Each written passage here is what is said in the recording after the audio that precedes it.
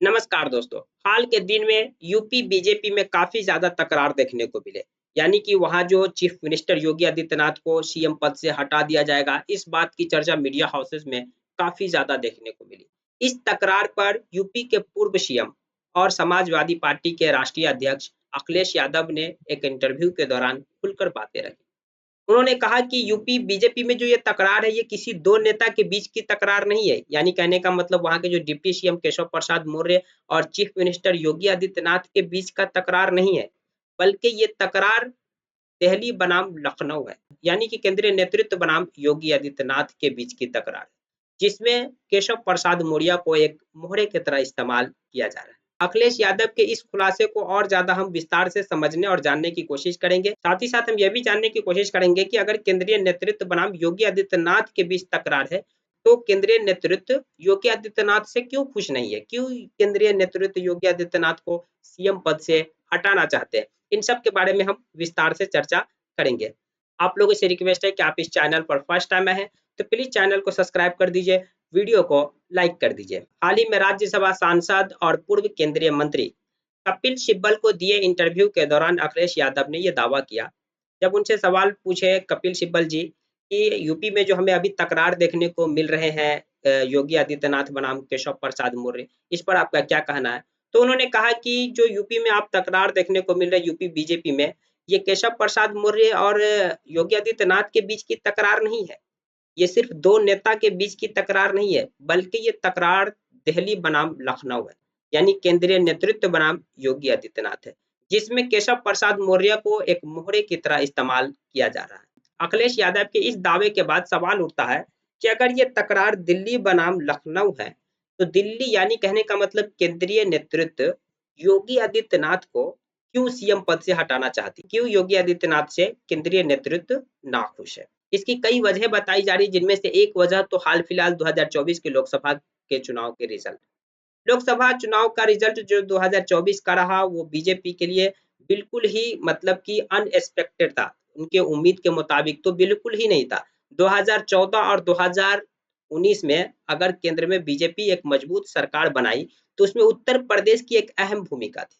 उत्तर प्रदेश में बीजेपी 2014 में 71 सीट जीतने में कामयाब रही 80 में से, यानी कि क्लीन स्वीप कर दी। 2019 में वहां पर समाजवादी पार्टी और बीएसपी का गठबंधन होने के बावजूद भी बीजेपी वहां 62 सीट जीतने में कामयाब रही। लेकिन 2024 में बीजेपी को उससे ज्यादा ही उम्मीद थी कि हम इस बार उससे ज्यादा सीटें जीतेंगे, क्योंकि हमने यूपी में अयोध्या में राम मंदिर बनवाया। लेकिन इसके उल्टा रिजल्ट देखने को मिले। यानी यहाँ पर जहां 62 सीट 2019 में जीती, 2014 में 71 सीटें जीती, वो इस बार मात्र 33 सीटों पर सिमट गई। यानी उनका ग्राफ आधा सीधे गिर गया। तो एक बड़ी वजह ये बताई जा रही है कि इस परफॉर्मेंस के लिए जो केंद्रीय नेतृत्व है, वो योगी आदित्यनाथ को ही जिम्मेदार ठहराते हैं, कि क्योंकि वो वहाँ के सीएम थे और उनके सीएम रहते हुए बीजेपी का ग्राफ आधा गिर गया। तो यानी 2024 के लोकसभा चुनाव में जो बीजेपी की सीटें घटी है, खास करके यूपी से बीजेपी की सीटें घटी है, तो इसको देखते हुए केंद्रीय नेतृत्व योगी आदित्यनाथ से नाखुश है। और सबसे ज्यादा आश्चर्य की बात तो ये रही कि बीजेपी जिस अयोध्या के नाम पे पूरे देश से वोट मांगी, उस अयोध्या की सीटें भी गंवा दी, जो बीजेपी को अब तक मतलब कि चुभ रही है। तो ये एक वजह बताई जा रही है कि 2024 के लोकसभा चुनाव के रिजल्ट के परफॉर्मेंस के कारण योगी आदित्यनाथ से केंद्रीय नेतृत्व खुश नहीं है और योगी आदित्यनाथ को साइड करना चाहते, सीएम की कुर्सी से हटाना चाहते। लेकिन हम आपको बता दें कि हाल फिलहाल में इंडियन एक्सप्रेस के एक वरिष्ठ पत्रकार की एक पुस्तक पब्लिश हुई है, जिसमें यह खुलासा किया गया है कि 2022 के विधानसभा चुनाव से पहले ही योगी आदित्यनाथ को सीएम पद से हटाने की कवायद तेज हो गई थी और केंद्रीय नेतृत्व में इस बात को लेकर के चर्चा भी चलने लगी थी और बैठकों का दौर भी शुरू हो गया था बीजेपी केंद्रीय नेतृत्व और आरएसएस के बीच। कई दौर की बैठकें हुई और एक समय तो ऐसा भी लगभग कंफर्म हो गया कि चुनाव से पहले ही योगी आदित्यनाथ को सीएम पद से हटा लिया जाएगा। सिर्फ औपचारिक के तौर पर, मतलब कि योगी आदित्यनाथ को मनाना बाकी रह गया था, उनके सामने ये बात रखना सिर्फ बाकी रह गया था। लेकिन फिर केंद्रीय नेतृत्व ने तमाम सर्वे का आकलन किया और तमाम चीजों को गहराई से देखा कि 2022 के चुनाव से ठीक पहले सीएम योगी आदित्यनाथ को सीएम पद से हटा देना ये बीजेपी के लिए जोखिम भरा हो सकता है। जनता के बीच में एक निगेटिव मैसेज आ सकता है, जिससे 2022 का विधानसभा चुनाव में निगेटिव इम्पैक्ट यानी चुनाव हार का सामना भी कर सकता है। इन सब को देखते हुए बीजेपी केंद्रीय नेतृत्व ने यह फैसला लिया कि 2022 का विधानसभा चुनाव योगी आदित्यनाथ के नेतृत्व में ही लड़ा जाएगा और हुआ भी यही। 2022 का विधानसभा चुनाव योगी आदित्यनाथ के नेतृत्व में चुनाव लड़ा गया और फिर एक अच्छा परफॉर्मेंस बीजेपी का देखने को मिला। 2017 जैसा तो नहीं मिला, लेकिन 2022 में भी लगभग 255 सीटें जीत ली, यानी अपने बल पर सरकार बनाने के लिए सीटें जीत गई। इसके बाद योगी आदित्यनाथ का कद बहुत ज्यादा बढ़ गया, यानी दोबारा सीएम बनने के बाद योगी आदित्यनाथ केंद्रीय नेतृत्व के लिस्ट में आ गए। प्रधानमंत्री नरेंद्र मोदी के बाद अगर बीजेपी में कोई नंबर 2 पर है तो वो योगी आदित्यनाथ और अमित शाह के बीच लड़ाई है। उसमें भी योगी आदित्यनाथ को ज्यादा पसंद किया जाने लगा। ये सब तो चल ही रहा था, लेकिन 2024 के लोकसभा चुनाव में 21 दिन के लिए अंतरिम जमानत पर अरविंद केजरीवाल बाहर आए चुनाव प्रचार प्रसार में भाग लेने और वो एक सभा को संबोधित करते हुए यह खुलासा किया कि अगर 2024 में लोकसभा चुनाव बीजेपी जीत जाती है, अगर सरकार बना लेती है, तो बीजेपी सबसे पहले यूपी के सीएम योगी आदित्यनाथ को साइड करेगी, यानी उनको सीएम पद से हटा देगी, उनको राजनीति से किनारा करेगी।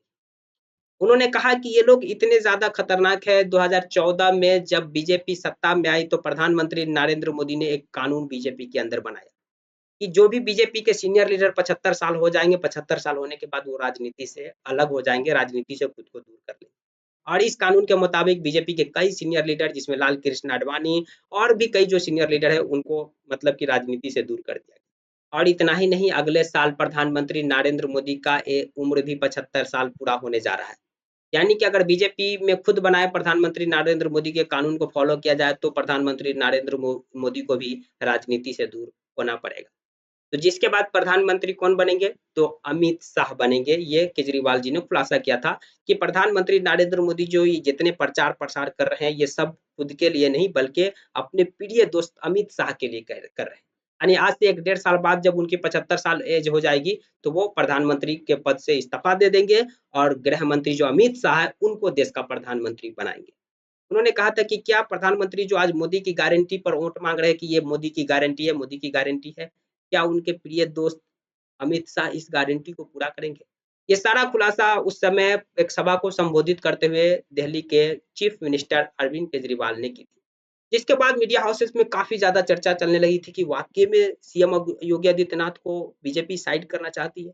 जो बीजेपी में लगभग नंबर 2 के लीडर माने जा रहे थे। प्रधानमंत्री मोदी के बाद बीजेपी में उन्हीं की सबसे ज़्यादा लोकप्रियता बताई जा रही थी और यही लोकप्रियता के कारण क्या प्रधानमंत्री मोदी और अमित शाह उन्हें साइड करना चाहते? इस तरह की तमाम चर्चा चलने लगी थी। तमाम तरह के विश्लेषण होने लगे थे कि क्या सच में योगी आदित्यनाथ को साइड करने का प्लान बीजेपी बना ली है और 2024 के इलेक्शन के बाद ये देखने को मिल सकता है।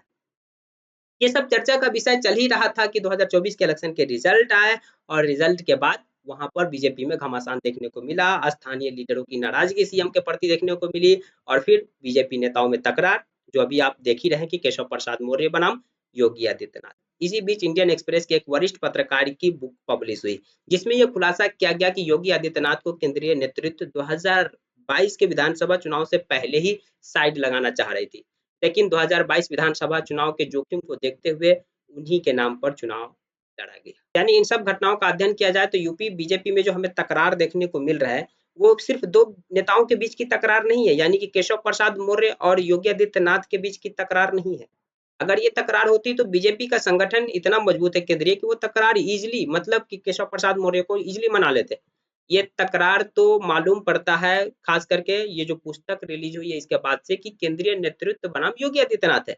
केंद्रीय नेतृत्व जो है बीजेपी का जो सेंट्रल कोर कमेटी है, वो योगी आदित्यनाथ को सीएम पद से हटाना चाहती है। लेकिन योगी आदित्यनाथ की यूपी में और खास करके बीजेपी में इतनी बड़ी कद है, इतना उनका मतलब कि मजबूत पकड़ है, बीजेपी के लिए ये करना काफ़ी मुश्किल हो रहा है। बीजेपी तो कई राज्य के सीएम यूँ ही बदल दिए।